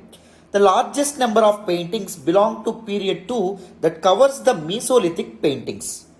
చాలా ఎక్కువ సంఖ్యలో పెయింటింగ్స్ అనేటటువంటివి ఏ కాలానికి చెందినటువంటి వంట, మీసోలిథిక్ పీరియడ్ 2కి చెందినటువంటి వంట. During this period the themes are multiple but the paintings are smaller in size. So ఈ సమయంలో థీమ్స్ ఏవైతే ఉంటాయో చాలా ఎక్కువగా ఉండేవి, వెరైటీ, డైవర్సిటీ అనేటటువంటిది ఉండేది, డిఫరెంట్ ఆస్పెక్ట్స్ని గీసేవాళ్ళు. కానీ పెయింటింగ్స్ అనేటటువంటివి చిన్నగా ఉండడం జరిగేది. Hunting scenes are predominate. ఎక్కువగా డామినెంట్ థీమ్ ఏంటి, హంటింగ్ సీన్స్. వేటాడేటటువంటి సంఘటనలు, ఏ జంతువుల్ని వేటాడేవాళ్ళు వీటన్నింటినీ గీసేవాళ్ళు అనమాట ఈ డ్రాయింగ్స్లో, పెయింటింగ్స్లో. The hunting scenes depict people hunting in groups arm with barbed spears, pointed sticks, arrows and bows. ఈ హంటింగ్ సీన్స్ గీసేవాళ్ళని చెప్పుకున్నాం కదా, పెయింట్ చేసేవాళ్ళు. దానిలో ఎలా పెయింట్ చేసేవాళ్ళు, పీపుల్ సింగిల్గా హంట్ చేయకుండా గ్రూప్స్లో, గుంపుగా వెళ్ళి వేటాడడం అనేటటువంటి చేసేవాళ్ళు. అండ్ దాంతోపాటు వాళ్ళ చేతుల్లో ఏముండేవి, స్పియర్స్, బల్లాలు లాంటివి ఉండేవి. అండ్ దాంతోపాటు పాయింటెడ్ స్టిక్స్, యారోస్, బోస్, ఈ బాణాలు, దాంతోపాటు విల్లులు ఇలాంటివి కూడా ఉండేవి. In some paintings these primitive men are shown with traps and snares probably to catch animals. So కొన్ని పెయింటింగ్స్లో ఈ ప్రిమిటివ్ మెన్ ఎవరైతే ఉన్నారో మీసోలిథిక్ పీరియడ్కి చెందినటువంటి వాళ్ళు, సో ట్రాప్స్, వలలు ఇలాంటివి కూడా కనిపించేవి. ఎందుకు వాటిని వాడేవాళ్ళు, యానిమల్స్ ఏవైతే ఉన్నాయో వాటిని ట్రాప్ చేయడానికి లేదా వాటిని పట్టుకోవడానికి. The hunters are shown wearing simple clothes and ornaments. వాళ్ళు సింపుల్ క్లోత్స్ ఏవైతే ఉంటాయో, చిన్న బట్టలు ఏవైతే ఉంటాయో అవి మాత్రమే వేసుకునేవాళ్ళు. అండ్ చిన్న ఆర్నమెంట్స్, పూసలు లాంటివి ఏవైతే ఉన్నాయో అవి మాత్రమే వేసుకునేవాళ్ళు. Sometimes men have been adorned with elaborate headdresses and sometimes painted with masks also. కొన్నిసార్లు మగవాళ్ళు ఎవరైతే ఉంటారో వాళ్ళకి ఎలా ఉండేది అంటే హెడ్ డ్రెస్సెస్, తలపాగలు కట్టుకునేటట్టు బొమ్మలు వేసేవాళ్ళు. అండ్ కొన్నిసార్లు మాస్క్ వేసుకుంటూ కూడా కొన్ని బొమ్మల్లో వాళ్ళు కనిపించడం అనేది జరిగేది. Elephant, bison, tiger, boar, deer, antelope, leopard, panther, rhinoceros, fish, frog, lizard, squirrel and at times birds are also depicted. So ఇలాంటి బర్డ్స్, యానిమల్స్ని కూడా వీళ్ళ పెయింటింగ్స్లో వేయడం అనేటటువంటి జరిగేది మీసోలిథిక్ పెయింటింగ్స్లో. The mesolithic artist love to paint animals. Mesolithic artist ఎక్కువగా ఏం వేసేవాళ్ళమ్మా, హంటింగ్ సీన్స్ అండ్ దాంతోపాటు యానిమల్స్ బొమ్మలు ఎక్కువగా వేసేవాళ్ళు. In some pictures animals are chasing men. కొన్ని పిక్చర్స్లో యానిమల్స్ ఏవైతే ఉన్నాయో, జంతువులు ఏవైతే ఉన్నాయో అవి మనుషులను తరుముతున్నట్టుగా కూడా పిక్చర్స్ వేసేవాళ్ళు. In others they are being chased and hunted by men. కొన్ని దానిలో యానిమల్స్ని మనుషులు తరుముతున్నట్టు బొమ్మలు కూడా వేసేవాళ్ళు. Some of the animal paintings especially in the hunting scenes show a fear of animals but many others show a feeling of tenderness and love for them. So కొన్ని పెయింటింగ్స్లో ఎలా ఉండేవి, యానిమల్ హంటింగ్ పెయింటింగ్స్లో యానిమల్స్ చూసి వీళ్ళు భయపడుతున్నట్టు, లేకపోతే యానిమల్స్ని వీళ్ళు భయపెడుతున్నట్టు చూపించేవాళ్ళు. కొన్నింట్లో యానిమల్స్తో ప్రేమగా మసులుకుంటున్నట్టు కూడా యానిమల్స్ని దగ్గరికి తీసుకోవడం మనుషులు, అవి కూడా చూపించేవాళ్ళు, పెయింటింగ్స్లో వేసేవాళ్ళు. There are also a few engravings represented mainly animals. And కొన్ని ఎన్గ్రేవింగ్స్ కూడా వేయడం అనేటటువంటి జరిగింది. ఎన్గ్రేవింగ్స్ అంటే నేను చెప్పాను, చెక్కుకుంటూ తయారు చేసినటువంటి ఒక బొమ్మ అని చెప్పి అర్థమైతే. పెయింటింగ్స్ అంటే ఏంటి, ఒక హార్డ్ సర్ఫేస్ మీద కలర్తో వేస్తారు, అది పెయింటింగ్. హార్డ్ సర్ఫేస్ నువ్వు కొట్టి చెక్కి నువ్వు తయారు చేసావు అనుకోండి, దాన్ని ఎన్గ్రేవింగ్ అనేటటువంటి పేరుతో మనం పిలవడం అనేటటువంటిది జరుగుతుంది. అర్థమైందా? Very very important. Though animals were painted in a naturalistic style, humans were depicted only in a stylistic manner. So యానిమల్స్ని న్యాచురల్గా వేస్తే హ్యూమన్స్ మాత్రం స్టైలిస్టిక్గా వేయడం అనేటటువంటి జరిగేదమ్మా. హ్యూమన్స్ని కాస్త ఒక డ్రామా యాడ్ చేసి వాళ్ళని వేయడం అనేటటువంటి జరిగింది. విత్ స్టైల్ వాళ్ళతో వేయడం, వాళ్ళ బొమ్మలు వేయడం అనేది జరిగేది. Women are painted both in the nude and cloth. Women ఎవరైతే ఉన్నారో వాళ్ళని న్యూడ్గా అంటే బట్టలు లేకుండా, అండ్ దాంతోపాటు బట్టలతో కూడా వాళ్ళని పెయింట్ చేసేవాళ్ళు. The young and the old equally find place in these paintings. Young men and women and old men and women ఇద్దరిని పెయింటింగ్స్లో వేసేవాళ్ళు. And children are painted running, jumping and playing. పిల్లలు ఆడుకుంటున్నట్టు, పిల్లలు పరిగెత్తున్నట్టు ఇలాంటి బొమ్మలు కూడా వేసేవాళ్ళు. Community dances provide a common theme. So అందరూ కలిసి చేతులు పట్టుకుంటూ డ్యాన్స్ చేయడం ఏదైతే ఉంటుందో అది కూడా కామన్గా కనిపించేవి చాలా వరకు పెయింటింగ్స్లో. There are paintings of people gathering fruit or honey from trees. So people trees నుంచి, చెట్ల నుంచి ఫ్రూట్స్ హనీని గ్యాదర్ చేస్తున్నట్టుగా చిత్రాలు కూడా వేసేవాళ్ళు. And of women grinding and preparing food. So ఆడవాళ్ళు ఫుడ్ని ప్రిపేర్ చేస్తున్నట్టుగా కూడా పెయింటింగ్స్ అనేవి ఉండేవి. ఇవన్నీ పెయింటింగ్స్ చూసి ఏం మనం ఇది చేయొచ్చు, it can easily reconstruct their own lifestyle, their own day to day life. అవునా కాదా నాన్న? Right. Some of the pictures of men, women and children seem to depict a sort of family life. మగవాళ్ళవి, ఆడవాళ్ళవి, పిల్లలవి pictures ఏవైతే ఉంటాయో అవన్నీ family life ఏదైతే ఉంటుందో, కుటుంబ జీవితం ఏదైతే ఉంటుందో వాటిని ప్రతిబింబిస్తున్నట్టు బొమ్మలు కూడా వేసేవాళ్ళు. In many of the rock shelters we find hand prints. Hand prints కూడా ఉండడం అనేటటువంటి జరిగింది. Fist prints and dots made by the finger tips. Hand prints అంటే మీ అందరికీ తెలుసు అనుకుంటున్నాను, చేత్తో వేసేటటువంటి బొమ్మలు, ఫిస్ట్తో వేసేటటువంటి బొమ్మలు. And dots made by the finger tips. Finger tips ఏవైతే ఉంటాయో వాటితో డాట్స్ ఏవైతే ఉంటాయో, చుక్కలు ఏవైతే ఉన్నాయో చుక్కలు కూడా వేసేవాళ్ళు. సో ఇవి కూడా మనకు కనిపించేవి అనమాట. అర్థమైందా? చేత్తో వేసేవి కూడా మనకు క్లియర్గా ఈ బింబెట్కా రాక్ పెయింటింగ్స్ ఏవైతే ఉన్నాయో అక్కడ మనకి కనిపించేవి. Very very important. The artist of Bhimbetka used many colours. So Bhimbetka artist ఎవరైతే ఉన్నారో వాళ్ళు చాలా రంగులు వాడేవాళ్ళండి, including various shades of white, yellow, orange, red ochre, purple, brown, green and black. ఇలాంటి చాలా కలర్స్ అనేటటువంటి వాళ్ళు వాడేవాళ్ళు. But white and red were their favourite colours. కానీ ఎక్కువగా పెయింటింగ్స్ దేనిలో కనిపించేవి? వైట్ కలర్ అండ్ రెడ్ కలర్లో కనిపించేవి. ఎక్కువగా వాళ్ళకి ఇష్టమైనటువంటి కలర్స్ అవి. The paints were made by grinding various racks and minerals. ఈ పెయింట్స్ అనేటటువంటి రంగులను ఎలా తయారు చేసేవాళ్ళు? వేరియస్ రాక్స్, చాలా వరకు రాక్స్ ఏవైతే ఉంటాయో అవి అండ్ మినరల్స్ ఏవైతే ఉంటాయో, మినరల్స్ వీటన్నింటినీ, రాళ్ళని, మినరల్స్ని వీటన్నింటినీ ఒక పౌడర్గా చేసి వాటితో పెయింట్స్ తయారు చేసేవాళ్ళు. They got red from haematite. Haematite is known as geru in India. So హెమటైట్తో రెడ్ కలర్ అనేటటువంటిది, రెడ్ ఆక్రే అనేటటువంటి తయారు చేసేవాళ్ళు. The green came from a green variety of a stone called chalcedony. Chalcedony అనేటటువంటి ఒక స్టోన్తో green colour అనేటటువంటి తయారు చేసేవాళ్ళు. White might have been made out of limestone. సున్నపురాయి ఏదైతే ఉంటుందో దాంతో వైట్ కలర్ ఏదైతే ఉంటుందో, తెల్ల రంగు ఏదైతే ఉంటుందో దాన్ని తయారు చేయడం అనేటటువంటి జరిగేది. సో ఓన్లీ వన్ యానిమల్ యొక్క ఇమేజ్ మీరు ఇక్కడ చూడొచ్చు, బింబెట్కాలో ఉన్నటువంటి ఒక కేవ్ మీద ఉన్నటువంటి పెయింటింగ్. సో ఇక్కడ వైట్ కలర్తో వేసినటువంటి పెయింటింగ్ మీరు ఇక్కడ గమనించవచ్చు. రైట్, నెక్స్ట్ చూడండి. The rock of mineral was first ground in to A powder. So mineral rock ఏదైతే ఉంటుందో దాన్ని ఏం చేస్తారు? ఒక పౌడర్ లాగా తయారు చేయడం అనేటటువంటి జరుగుతుంది. This may then have been mixed with water. దాని తర్వాత ఏం చేస్తారు? వాటర్తో మిక్స్ చేస్తారు. And also with some thick or sticky substance such as animal fat or gum or resin from trees. Trees నుంచి వచ్చేటటువంటి గమ్, లక్క కానీ లేకపోతే యానిమల్స్ యొక్క కొవ్వు, ఫ్యాట్ ఏదైతే ఉంటుందో ఇలాంటి ఒక స్టికీ సబ్స్టెన్స్తో వీటిని కలపడం అనేటటువంటి జరుగుతుంది. Brushes were made of plant fibre. బ్రషెస్ని ఎలా తయారు చేస్తారు? ప్లాంట్స్ యొక్క ఫైబర్ ఏదైతే ఉంటుందో వాటితో బ్రషెస్, కొమ్మలు ఏవైతే ఉన్నాయో కొమ్మలతో ఏం చేయడం అనేటటువంటి జరుగుతుంది? బ్రషెస్ తయారు చేస్తారు. What is amazing is that these colours have survived thousands of years of adverse weather conditions. So మారుతున్నటువంటి కాలం, మారుతున్నటువంటి వాతావరణ పరిస్థితుల్ని కూడా తట్టుకొని ఈ కలర్స్ అండ్ దీస్ పెయింటింగ్స్ ఎప్పటికీ నిలబడడం అనేటటువంటిది ఒక ఆశ్చర్యాన్ని గొలిపేటటువంటి అంశమే అని చెప్పి మనం అర్థం చేసుకోవచ్చు, అవునా కదా? సో వేల సంవత్సరాల క్రితం నాటి పెయింటింగ్స్ ఎప్పటికీ ఉన్నాయంటే ఎంత గొప్పండి. It is believed that the colors have remained intact because of the chemical reaction of the oxide present on the surface of the rocks.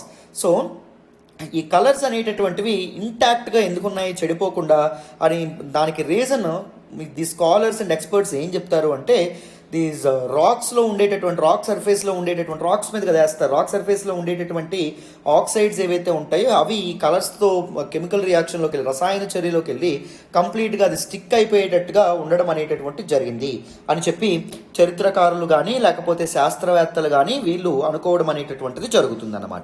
అర్థమైందా? The artist here made their paintings on the walls and ceilings of the rock shelters. So ఆర్టిస్టులు, కళాకారులు ఎవరైతే ఉన్నారో వాళ్ళు paintings ఎక్కడ వేసేవాళ్ళు, walls, గోడల మీద, అండ్ దాంతోపాటు రాక్ షెల్టర్స్ యొక్క సీలింగ్స్ మీద, పైన ఏదైతే పైకప్పు ఏదైతే ఉంటుందో దాని మీద కూడా వీళ్ళు వేసేవాళ్ళు. Some of the paintings are reported from the shelters where people lived. So కొన్ని పెయింటింగ్స్ ఎక్కడ వేసేవాళ్ళు, ప్రజలు ఎప్పుడు ఉండేటటువంటి వాళ్ళు రోజువారీ జీవితం ఎక్కడైతే సాగించేవాళ్ళు ఆ ప్రదేశాల్లో కొన్ని పెయింటింగ్స్ వేసేవాళ్ళు. But some others were made in places which do not seem to have been living spaces at all.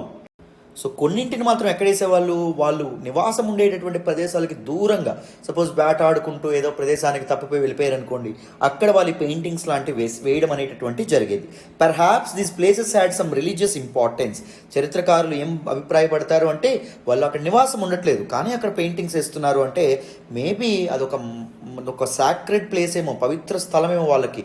So ఒక మతపరమైనటువంటి ఒక ఇంపార్టెన్స్ ఉన్నటువంటి ఒక స్థలమేమో, ప్లేస్ ఏమో అని చరిత్రకారులు అభిప్రాయపడుతున్నారు.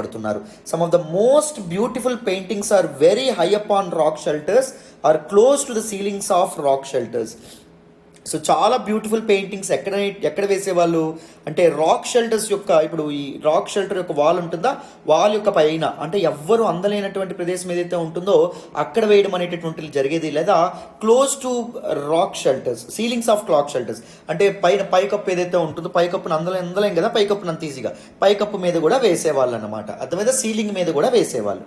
One may wonder why early human beings chose to paint on a rock in such an uncomfortable position.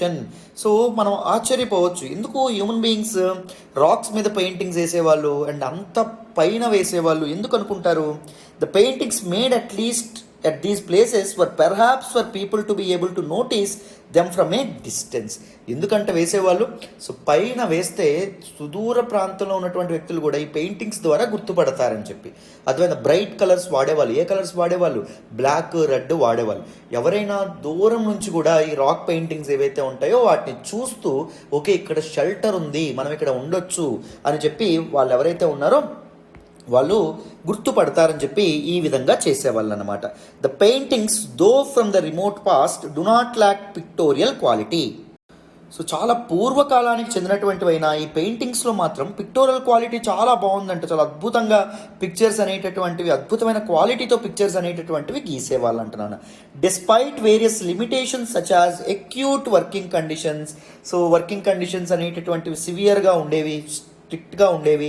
Inadequate tools అనేటటువంటి ఉండేవి కాదు, మెటీరియల్స్ అనేటటువంటి ఉండేవి కాదు, మినరల్స్, కలర్స్ అనేటటువంటి ఉండేవి కాదు. ఇవన్నీ లేకపోయినప్పటికీ there is a charm of simple rendering of scenes of the environment in which the artist lived.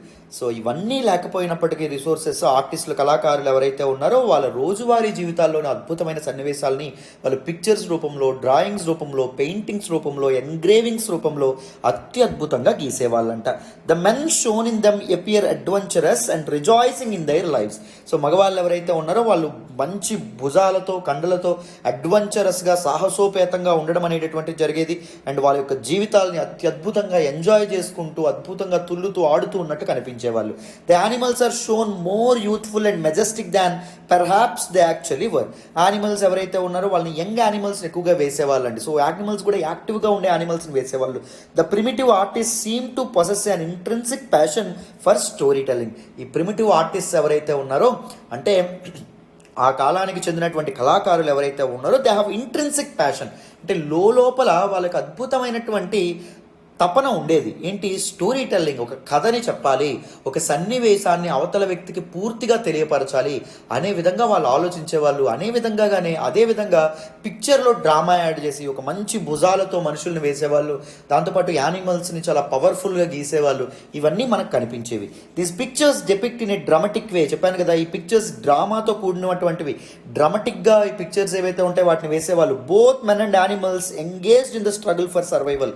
So both men used to have a great struggle for survival. వాళ్ళు బతకడానికి తిండి లేకపోతే గుడ్డ లేకపోతే బట్ట లేకపోతే గూడు, వీటన్నింటికి మనిషి కష్టపడేవాడు. యానిమల్స్ కూడా ఈ బతుకు పోరులో చాలా కష్టాలు అనుభవించేవి. ఇవన్నీ అత్యద్భుతంగా బొమ్మల్లో వేసేవాళ్ళు.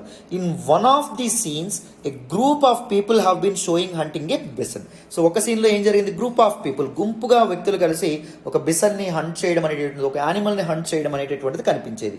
In the process some injured men are depicted lying scattered on the ground. ఈ ప్రాసెస్లో కొంతమంది ఇంజూర్ అయ్యేవాళ్ళు, కొంతమంది గాయాల పాలయ్యేవాళ్ళు, వాళ్ళందరూ ఒక చెల్లాచెదురుగా భూమి మీద పడిపోయేటట్టుగా కూడా ఉండేది. చూసారా how much drama they use to had, they wanted to tell a story. So ఎంత స్ట్రగుల్ ఫేస్ చేసేవాళ్ళు, అంటే ఎంత గాయాల పాలయ్యే వాళ్ళు, ఇవన్నీ చెప్పాలనుకుంటున్నారు ప్రపంచానికి, భవిష్యత్తు ప్రపంచానికి. లేకపోతే తమ ఎక్స్ప్రెషన్ని ఎక్స్ప్రెస్ చేయాలనుకుంటున్నారు, తమ భావాలను వ్యక్తీకరించాలనుకుంటున్నారు. Another scene, an animal is shown in the agony of death and the men are depicted dancing. ఇంకొక సీన్లో యానిమల్ ఏదైతే ఉంటుందో అది ఒక చావు భయంతో లేకపోతే చావు బాధతో ఒక విలవెల్లాడుతూ ఉంటే మిగిలిన మనుషులు ఎవరైతే ఉంటారో వాళ్ళు డ్యాన్స్ చేస్తున్నట్టు కూడా డిపిక్షన్స్ అనేటటువంటి ఉండేవి. అంటే they felt like they achieved something, right? Animals సక్సెస్ఫుల్గా హంట్ చేశారని ఆనందంతో వాళ్ళు డ్యాన్స్ చేస్తున్నట్టు కనిపించే సీన్స్ కూడా వేసేవాళ్ళు. These kinds of paintings might have given man a sense of power over the animals he would meet in the open. So ఈ paintings ద్వారా జంతువుల పైన మనిషి ఆధిపత్యం ఏదైతే ఉంటుందో ఆధిపత్యాన్ని సంపాదించుకోవడం అనేటటువంటి జరిగేది. సో వేటాడేటటువంటి పద్ధతులను కానీ స్ట్రాటజీస్ ఏవైతే ఉంటాయి వీటన్నింటినీ కూడా పిక్చర్స్లో చూపించడం, తీసుకోవాల్సిన జాగ్రత్తలు ఏవైతే ఉంటాయో వాటిని కూడా చూపించడం వల్ల భవిష్యత్తు తరాల వాళ్ళు ఎవరైతే ఉంటారో వాళ్ళు కూడా వాళ్ళు వేటాడేటటువంటి శైలి కానీ వీటన్నింటినీ నేర్చుకోవడం అనేటటువంటిది మొదలుపెట్టారమ్మా. This practice is common among primitive people of today also. They engrave or paint on rocks as part of the rituals they perform at birth, at death, at coming of age and at the time of marriage. So వాళ్ళు పుట్టినప్పుడు, చనిపోయేటప్పుడు, లేకపోతే పెళ్ళిళ్ళ సమయంలో వాళ్ళు ఏదైతే rituals ఏదైతే సాంప్రదాయాలు పాటిస్తారో వాటన్నింటినీ ఇప్పటికి కూడా గిరిజన పీపుల్, ప్రిమిటివ్ పీపుల్ ఎవరైతే ఉంటారో వాళ్ళు బొమ్మలు వేస్తూ ఉంటారు. ఈ ప్రాక్టీస్ ఇప్పటికీ ఉందని చెప్తున్నారు. The dance masked during hunting rites to help them kill animals difficult to find or kill. వాళ్ళు మాస్కులు వేసుకొని డ్యాన్సెస్ కూడా చేయడం అనేటటువంటిది జరుగుతుంది. హంటింగ్ రైట్స్, వేటాడే సమయంలో కొన్ని సంప్రదాయాలు లేకపోతే కొన్ని ఆచారాలు కూడా వాళ్ళు పాటించడం అనేటటువంటిది జరుగుతుంది. That give them the confidence that చంపడానికి కానీ లేకపోతే కనుగొనడానికి డిఫికల్ట్గా ఉండేటటువంటి యానిమల్స్ని కూడా చంపే కాన్ఫిడెన్స్, వీటన్నిటిని కూడా ఈ రైట్స్ అండ్ రిచువల్స్ ప్రొవైడ్ చేసేవి. అర్థమైందా? సో ఈ విధంగా మనకి ఇక్కడ చెప్తున్నారమ్మా, రైట్? సో ఇక్కడ ఒక పిక్చర్ ఉంది, అది కూడా మనం ఒకసారి చూద్దాం. చూడండి. సో చూడండి, painting sowing a man being haunted by a beast. ఒక బీస్ట్ ఒక మ్యాన్ని హంట్ చేయడం అనేటటువంటిది జరుగుతుంది. సో భీంబేడ్కర్ రాక్ పెయింటింగ్స్లో ఉన్నటువంటి ఒక ఇక్కడ పిక్చర్లో ఉన్నటువంటి ఒక ఇది చూడొచ్చు మీరు, ఒక యానిమల్ డెపిక్షన్ చూడొచ్చు, రైట్? నెక్స్ట్ చూడండి. సో ఇక్కడ చూడండి hunting scenes predominate in mesolithic పెయింటింగ్స్లో ఎక్కువగా హంటింగ్ సీన్స్ అనేటటువంటి వేసేవాళ్ళు. మీసోలిథిక్ ఏజ్లో వేసినటువంటి పెయింటింగ్స్లో this is one such scene where a group of people are shown hunting a bison.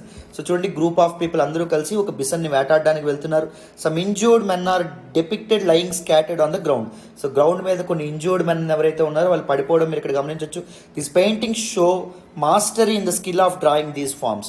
So ఇది one of the very important skill అని చెప్పుకోవచ్చు. They always wanted to tell a dramatic story through this paintings. Those primitive ఆర్టిస్టులు ఎవరైతే ఉన్నారో drama ద్వారా వాళ్ళ expression ఏదైతే ఉంటుందో వాళ్ళ భావాల్ని వ్యక్తీకరించడం అనేటటువంటి చేసేవాళ్ళు. ఇక్కడ డాన్సింగ్ సీన్ చూడండి. In this picture hand linked figures in dancing mode are shown. So hand linked, ఒక హ్యాండ్ వేరే హ్యాండ్తో లింక్ చేసుకుంటూ పీపుల్ని మీరు ఇక్కడ చూడొచ్చు. In fact this is a recurrent theme అండి, ఎక్కువగా ఇది కనిపిస్తూ ఉండేది. It also recalls the dancing scene from the Lakhudiyar rock painting found in ఉత్తరాఖండ్లో కూడా ఇలాగే హ్యాండ్లింగ్ డాన్స్ ఫామ్ అనేటటువంటిది మనం ఆల్రెడీ చూసాం, పిక్చర్ చూసాం కదా ఇందాక. సో ఈవెన్ బింబెట్కా, మధ్యప్రదేశ్లోని వింధ్యా రేంజెస్లో ఉన్న బింబెట్కాలో కూడా ఇలాంటి పెయింటింగ్స్ ఎక్కువగా కనిపించడం అనేది జరిగింది. Not only in India, world wide కూడా ఇలాంటి ఒక డ్యాన్స్ ఫామ్ ఏదైతే ఉంటుందో అది ప్రీ హిస్టారిక్ పెయింటింగ్స్లో ఎక్కువగా కనిపించడం జరిగేది. నాన్న క్లారిటీ వచ్చిందని అనుకుంటున్నాను. నెక్స్ట్ చూడండి. The paintings of individual animals show the mastery of skill of the primitive artist in drawing these forms. So ఎంత స్కిల్ఫుల్గా వీళ్ళు గీసేవాళ్ళు బొమ్మలు, మనం యానిమల్స్ యొక్క పెయింటింగ్స్ డెపిక్షన్స్ చూస్తే అర్థమవుతుంది ఎంత ఇంట్రికేట్గా డీటెయిలింగ్తో వీళ్ళు గీసేవాళ్ళండి. Both proportion and tonal effect have been realistically maintained in them. Animals యొక్క సైజు, వాటి యొక్క head size, proportion of head and body sizes, and దాంతోపాటు టోన్, దీస్ కలర్, అండ్ దాంతోపాటు ఎక్స్ప్రెషన్, వీటిని కూడా ఎంతో రియలిస్టిక్గా వాళ్ళు చూపించడం అనేటటువంటిది ఎంతో రియలిస్టిక్గా వాళ్ళు మెయింటైన్ చేయడం అనేటటువంటి జరిగేది.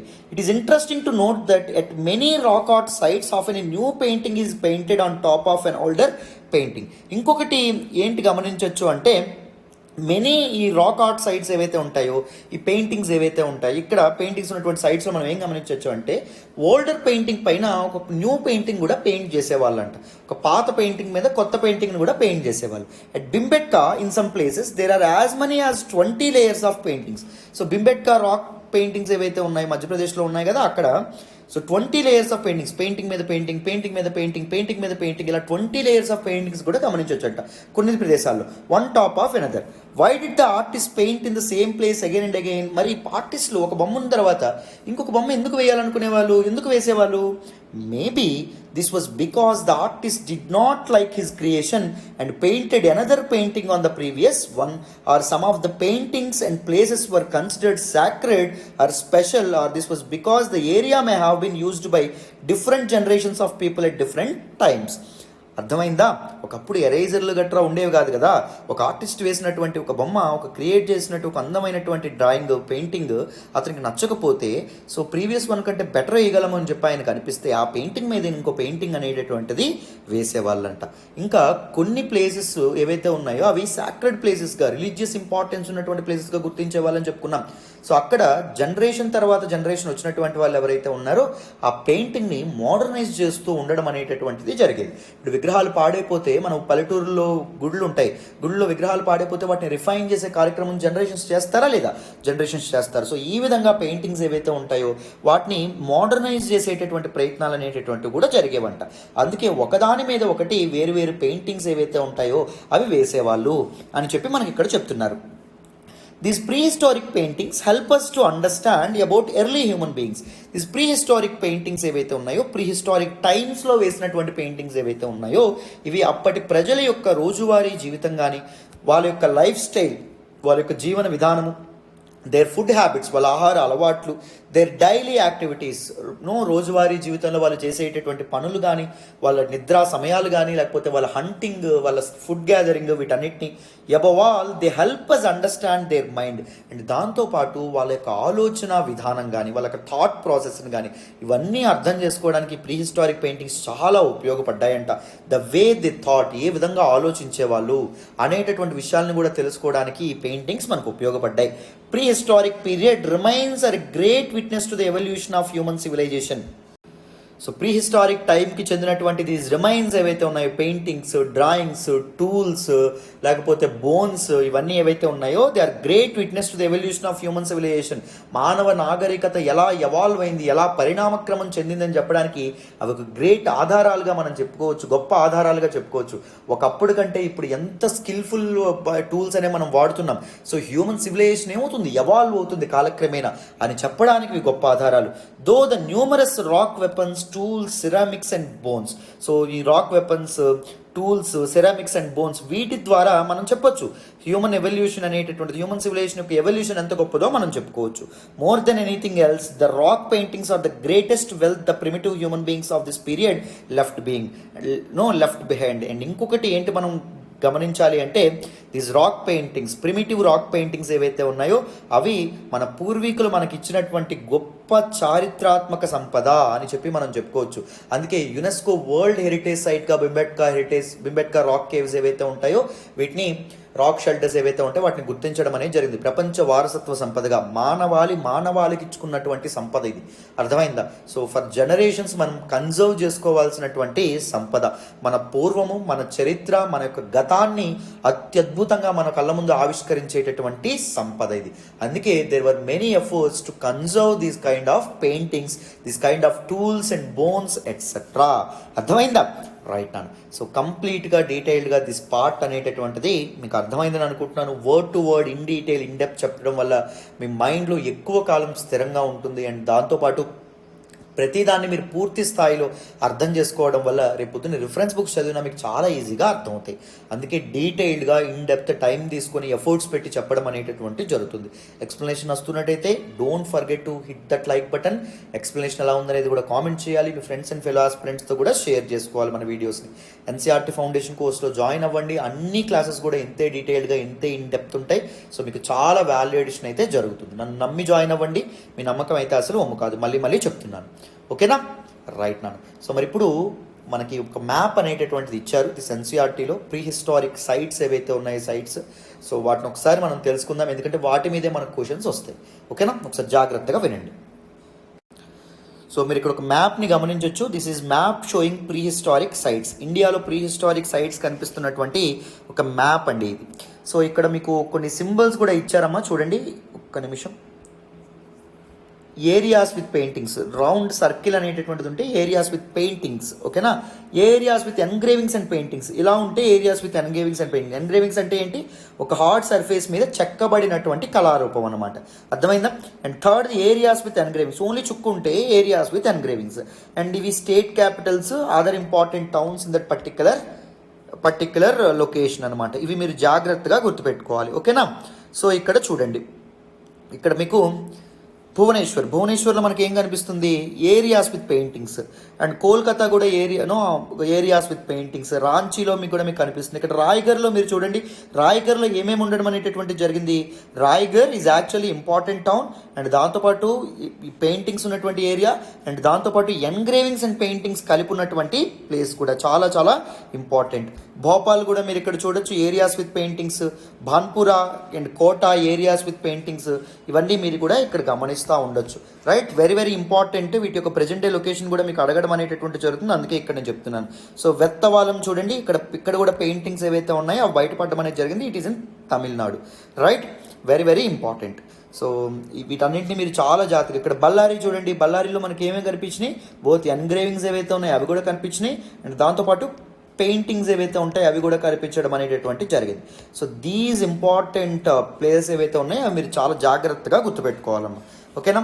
సో ఒకసారి మ్యాప్ అనేటటువంటిది క్లోజ్గా అబ్జర్వ్ చేయండి. మీకు ఈ పర్టికులర్ లొకేషన్స్ అనేటటువంటి నోట్స్లో మీరు రాసుకోండి, లేకపోతే స్క్రీన్ షాట్ తీసుకోండి ఈ పర్టికులర్ దీన్ని. లేకపోతే మీరు NCERT 12th NCERT art and culture text book మీరు ఓపెన్ చేసినా ఇది మీకు కనిపిస్తుంది. దాన్ని మీ దీనిలో బుక్ మార్క్స్లో సేవ్ చేసుకోండి, రివైజ్ చేయడానికి ఈజీగా ఉంటుంది. ఓకేనా?